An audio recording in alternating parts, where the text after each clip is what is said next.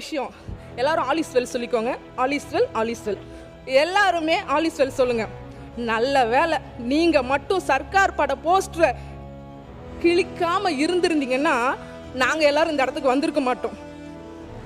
நீங்க சர்க்கார் போஸ்டரை கிழிச்சதுனால தான் எங்க முதல்வர் வந்தாரு, தமிழ்நாட்டுக்கே நல்லதை செய்ய வந்தாரு. ஸோ ஆல் இஸ் வெல் சொல்லிக்கோங்க. எல்லாமே நன்மைக்கு தான். 6 மாசத்துல நீங்க தொடர்ந்து பேசுங்க. ஒரு தொடர்ந்து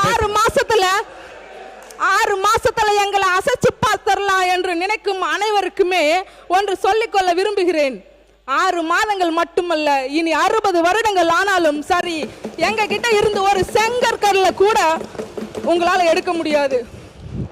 ரீல்ஸ் போடுறோம்னு சொன்னீங்க. நீங்களும் ரீல்ஸ் போட வேண்டியதுதானே? ஏன் நாங்க நல்லது செய்யணும்னு ரீல்ஸ் போட்டோம், தப்பு பண்ணவே கூடாதுன்னு நாங்கள் ரீல்ஸ் போடுறோம். ஆனால் நீங்கள் ரியலாகவே ரீல்ஸ் மட்டும்தான் பண்ணிகிட்டே இருக்கீங்க. மாண்புமிகு எதிர்கட்சி அண்ணா அவங்க ஒரு தடவை சொன்னாங்க, டென்ஷன் இல்லாமல் எப்படி இருக்கீங்க அப்படின்னு.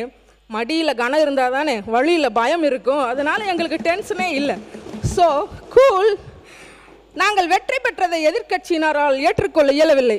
என்னடா இது எல்லோரும் சின்ன பசங்களா இருக்காங்களே அப்படின்னு.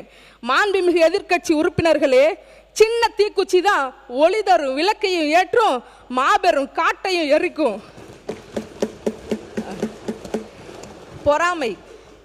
பொறாமை மற்ற மாநில முதல்வர்கள் கூட பார்த்து பொறாமை கொள்ளும் எங்கள் முதல்வர்.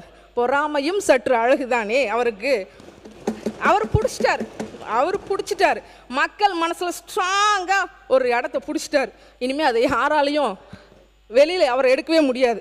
தலைவா, இவர் கிரேட் தலைவா, கிரேட். சரி, போதும். எங்களுடைய முதல்வரை பற்றியும் எங்கள் ஆட்சியை பற்றியும் நாங்கள் சொன்னது. ஏன்னா நாங்கள் தமிழக வெற்றி கழகத்தையும் எங்களுடைய முதல்வரையும் பற்றி சொன்னோம்னா எங்களுக்கு நேரம் போகிறதே தெரியாது. என்ன பண்ணுறது?